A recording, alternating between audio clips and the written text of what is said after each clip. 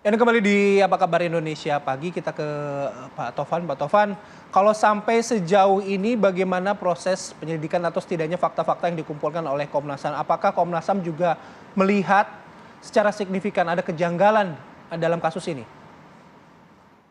Ya, saya bukan mengatakan kejanggalan atau tidak ya, tetapi yang jelas ada masalah di internal di dalam penanganan masalah kasus ini. Kalau enggak kan nggak mungkin ada kehebohan begini sampai presiden kemudian memberikan statement, Pak Menko Polhukam dari Mekah memberikan pernyataan misalnya gitu. Itu yang pertama.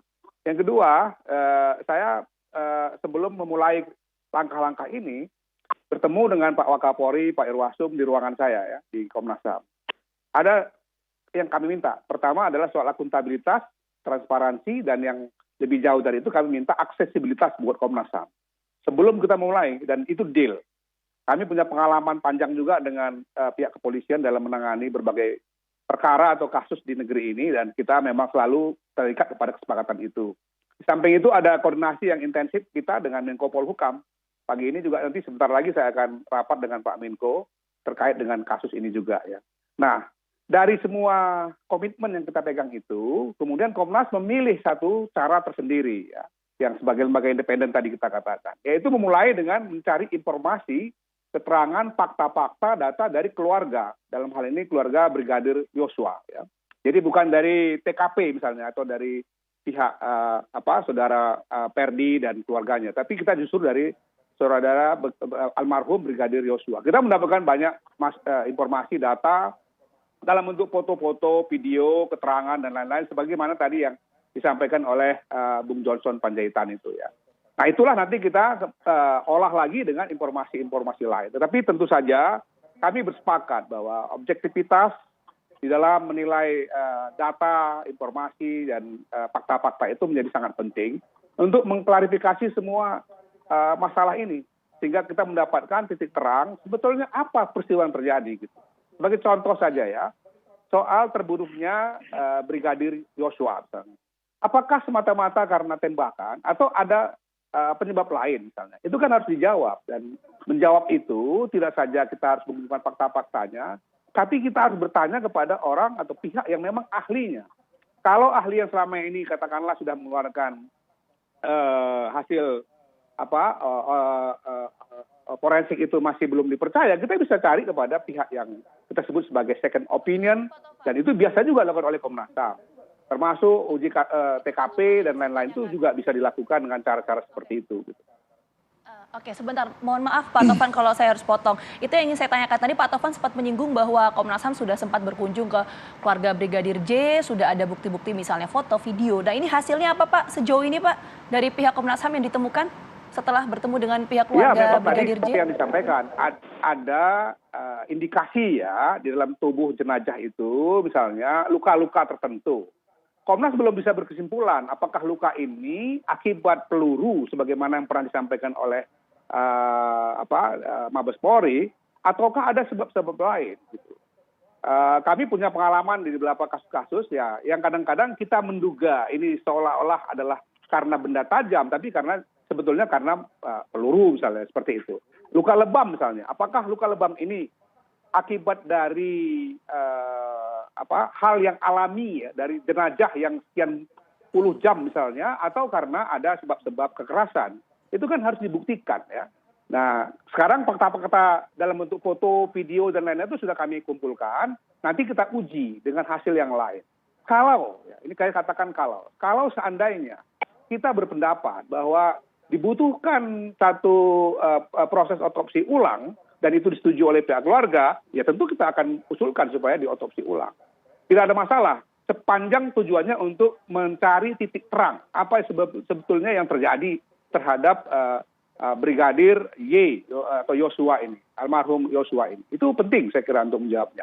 Nanti baru dikaitkan dengan soal olah TKP. Dari mana sebetulnya, di mana peristiwa ini terjadi, seperti apa, dan itu tentu harus dicari titik terang seterang-terangnya dengan mengumpulkan fakta-fakta tadi. Tapi sementara ini kan baru tahap awal ya. Kami tidak mau membuat kesimpulan yang terlalu dini. Yang penting bagi kami komitmen tadi untuk akuntabel, untuk transparan, dan memberikan akses seluas-luasnya apapun yang diinginkan oleh Komnas HAM dalam kaitan dengan pengumpulan data, fakta terkait dengan tugas kami melakukan penyelidikan pemantauan, itu akan dibuka seluas-luasnya kepada Komnas HAM. Itu yang kami pegang. Gitu.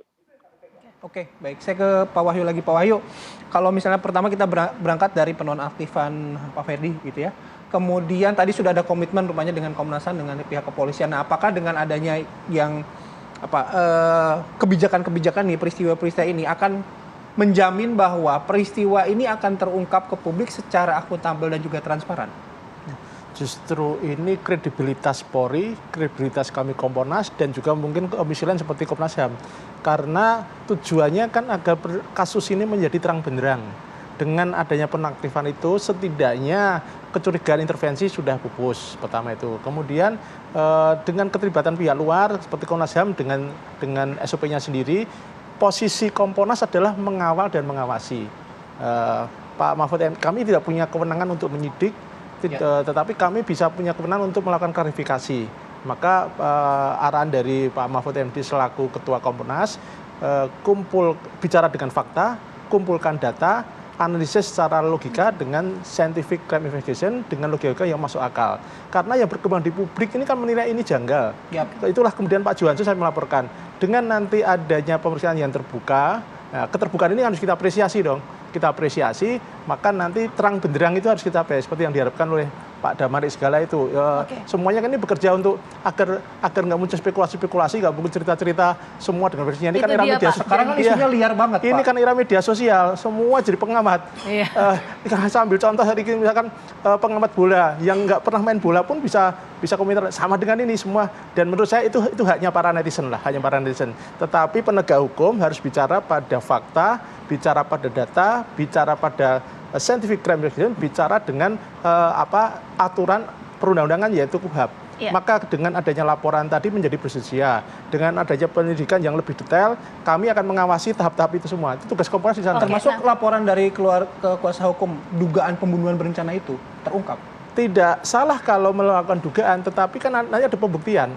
Itulah kerja penyidik nanti. Kemudian nanti proses pengadilan. Semua orang boleh menduga dengan laporan, justru dengan ada laporan tadi yang tadinya gelap, yang tadinya tertutup kan menjadi terbuka. Nanti pengadilan lah yang bilang ini salah, ini benar. Itu dari pengadilan nanti itu ya. Transparansi itu yang kemudian kedepankan, Pak Wahyu. Tapi singkat saja Pak, ingin saya tanyakan adalah tadi kan Pak Taufik sempat mengatakan bahwa ini kan sebetulnya ada desakan dari pihak keluarga untuk melakukan otopsi ulang. Kalau Pak Taufik mengatakan ya selama itu untuk keperluan penyelidikan ya nggak masalah. Kok dari Kompolnas sendiri, karena Komnas HAM ini kan lembaga atau tim khusus yang dibentuk oleh Kapolri untuk mengusut tuntas kasus ini kan. Otopsi itu kewenangan ada pada penyidik dengan izin keluarga. Kami melihat sepanjang ini semua untuk kemaslahatan, sepanjang ini semua memang untuk kebaikan dan untuk mengarah ke terangnya masalah ini dengan kita akan dukung. Sepanjang aturan nggak ada dilanggar, sepanjang semuanya sepakat dan sepanjang ini semua untuk kebaikan bersama, apa salahnya? Oke, baik. Saya geser lagi ke Bang Johnson. Bang Johnson, tadi sudah ada beberapa empat dasar begitu ya ketika kuasa hukum dari pihak keluarga melaporkan ke Barreskrim gitu. Nah, apalagi yang menjadi bekal oleh pihak keluarga gitu, terutama melihat rangkaian peristiwa sampai sejauh ini ya, Bang Johnson. Kemarin kita lihat sama-sama bahwa Pak Kapolri akhirnya menonaktifkan sementara Kadif Propam gitu. Nah, dari kuasa hukum dari pihak keluarga melihat konstruksi atau rangkaian peristiwa ini seperti apa? Iya, termasuk ada ini Bay terbaru yang dua lokasi kejadian yang berbeda. Itu yang kemudian menarik sekali, Bang Johnson. Ya, Bayu dan kita, pertama kami mengapresiasi apa yang telah dilakukan oleh Kapolri dan sekarang dipimpin oleh Wakapolri. Terlepas dari kasus ini, saya kira yang sangat mendesak terutama soal senjata itu segera diambil tindakan dan dievaluasi, jangan sampai nanti ada peristiwa penembakan dengan menggunakan Glock dan itu menimbulkan masalah. Nah, kembali lagi ke persoalannya, jadi kami ini meminta supaya fairness, karena selama ini udah lewat dari seminggu ya, dan tuduhannya terus-menerus, tembak-menembak, kemudian ada pelecehan seksual, dan menurut saya ini tidak fair, apalagi institusi ikut juga mengumumkan ini. Jadi saya kira itu harus dihentikan. Cuman pertanyaannya, bagaimana sekarang keterbukaan mengenai soal proses olah TKP? Kalau kita lihat kan pemberitaan di media bolak-balik, berarti ini kan ada masalah. Itu diumumkan dulu atau diakui, karena kalau tidak, maka publik atau kami merasa itu ditutup-tutupi. Kenapa ditutup-tutupi? Karena secara materi, apa yang kami sudah sodorkan kemarin dalam pelaporan, ada beberapa kejanggalan-kejanggalan yang menyimpulkan beberapa pertanyaan. Pertama, misalnya, kalau permohonan visumnya bilang ditemukan mayat jam 17, jam 5, dan itu adalah di rumah Kadif Propam, pertanyaannya adalah kalau memang itu yang kami sodorkan bukti-buktinya ini ada penganiayaan, itu penganiayaannya terjadi di mana? Apakah sudah diperiksa misalnya mobil yang digunakan untuk mengantar itu dari mulai Magelang sampai ke Jakarta? Kalau mayatnya jam 17 itu dia ditembak jam berapa? Ya, jam berapa? Berarti sebelum jam 17. Sementara pengumuman polisi bilang jam 17, ya. Nah, ini bagaimana? Berarti TKP selain juga ada penganiayaan yang kami sodorkan berdasarkan bukti mayat, juga ini berimplikasi pada TKP. Karena menurut saya TKP-nya bukan di rumah kalau fakta-faktanya seperti ini. Ya, sementara Brigadir J itu kapan, Bang Johnson? Sebentar. Bagaimana? Kalau untuk pihak keluarga ini terakhir kali kontak dengan Brigadir J itu kapan? Kalau dari rentang waktu tadi kejadian kan disebutkan tewasnya pukul 17. Ya, terakhir kontak itu jam 10, ya jam 10 pagi, ya. Brigadir J kontak dengan orang tuanya maupun adik serta kakaknya, ya. Perhitungannya adalah kalau dari Magelang sampai ke Jakarta itu 7 sampai 8 jam, ya. Nah, kemudian sebelum berpisah karena ada disiplin bahwa dalam rangka mengantar itu si Brigadir J tidak boleh telepon WA apa segala macam, maka dia mengatakan kepada orang tuanya itu berhenti dulu, nanti sekitar jam 4 jam 5 telepon lagi karena dia mau bicara dulu sama pimpinannya Kadif Propam supaya dapat izin. Setelah mengantarkan dia akan menyusul keluarganya ke Bali. Nah, tapi ternyata yang berkembang sekarang malah keluarganya menerima mayat gitu loh sebelum sampai ke rumah. Itu yang tadi disampaikan Bang Johnson, minimal sekarang ada keterangan terbaru dari pihak kepolisian begitu ya.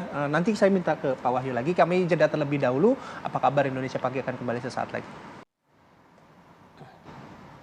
Oke, saya mau langsung lanjut ke Pak Wahyu dulu, nanti boleh ditanggapin sama Pak Taufik ya. Tadi Pak Wahyu, pihak pengacara Bang Johnson kan mengatakan ada dugaan ini sebetulnya lokasi kejadian itu di mana sih? Karena tadi ada kecurigaan ini tidak di rumah Kadif Propam, tapi juga di tempat lain atau di perjalanan. Kalau temuan dari Kompolnas gimana? Saya sendiri sebagai pengawas ya, sah-sah saja sebagai kuasa hukum membuat analisa dengan temuan yang sudah diperoleh. Itu sah saja, tetapi nanti pembuktiannya kan di penyidik kemudian menjadi berkas di pengadilan. Jadi menurut saya tidak ada yang salah dari temuan itu, tetapi pembuktian nanti di proses ini. Kompolnas mengawasi benar nggak penyidik nanti bekerja benar nggak klarifikasi nanti, itu tugas kita. Kita nggak bisa masuk ke wilayah penyidikan, tetapi ketika ada kuasa hukum bilang ini loh tempatnya nggak hanya satu, ada 2 tempat lain, silahkan saja. Mereka punya barang bukti, silakan saja. Nanti kan akan di-cross di penyidikan dan kemudian. Jadi nggak ada yang salah di sini. Kita Kompolnas sekarang mengawasi. Kalau penyidik profesional dia akan bisa ada alibi nggak, terbukti nggak. Dan di situ nanti termasuk permintaan tadi kuasa hukumnya kalau misalnya saat ini tolong dong diberikan informasi terbaru lagi, karena kan kita tahunya selama ini bahwa argumentasinya ada pelecehan seksual dan lain sebagainya gitu. Begini, sesuai dengan Undang-Undang Keterbukaan Publik, tidak semua informasi yang diperoleh penyidik dibuka untuk umum. Nanti ketika dibuka untuk publik itu kan di pengadilan. Sekarang ini lagi proses, ya kita tunggu aja prosesnya. Penyidik punya cara-cara tertentu untuk menggali informasi, untuk mengkonfirmasi informasi. Sekarang ini kuasa hukum memberikan data, oke, nanti dikonfirmasi. Nanti pengadilan di sana akan terbuka, orang akan tahu semua. Jadi yang dilakukan Kompolnas mengawasi proses ketika penyelidikan itu. Ketika penyidikan nanti ada yang tidak benar, itu nanti kita negur. Oleh karena itu kita nunjuknya Pak Benny Mamoto karena punya background reserse. Baik, Ya. saya mau ke Bang Johnson dulu. Bang Johnson, ini mungkin pertanyaan terakhir saya untuk Bang Johnson ya. Kita tahu bahwa pihak keluarga ini kan kemudian melaporkan atas kasus dugaan pembunuhan berencana ya. Tapi kita tahu bersama bahwa di dalam surat pelaporan yang diberikan pihak Anda, kuasa hukum kepada pihak kepolisian, tidak tersebut ini terlapornya itu siapa. Selama ini kan yang kemudian disebutkan oleh pihak kepolisian adalah Baradae yang melakukan baku tembak dengan Brigadir J. Ini alasannya kenapa tidak disebutkan terlapor dalam surat laporan tersebut, Bang Johnson? Kami ini penegak hukum ya, berbeda dengan wartawan. Karena itu kami harus berdasarkan hukum dan pro justisia yang benar dan sesuai dengan etika. Menanggapi tapi apa yang dikatakan oleh Wahyu tadi, ini kan sudah terlihat jelas ya, proses pengolahan TKP-nya nggak benar. Sementara itu nggak benar, tuduhan diterus-teruskan bahkan resmi diumumkan oleh kepolisian dan tidak ada sempritan dari Kompolnas, sama sekali tidak ada. Jadi scientific criminal investigation itu harus sesuai dengan prosedur ya. Jadi jargon transparan itu yang benar, walaupun tadi ada argumentasi tidak semuanya dibuka. Selain itu juga harus ada fairness, jangan nuduh-nuduh terus. Tapi dengan dicopotnya Sambo ini itu kan terlihat bahwa prosesnya sudah tidak benar, karena menurut saya berarti selama ini Kapolres itu dibawa kendali, bukannya hanya Kapolres. Paminal yang menyerahkan mayat dan menekan-nekan keluarga itu di Jambi itu juga ternyata tidak benar. Nah, ini harus disemprit menurut saya dan diperbaiki.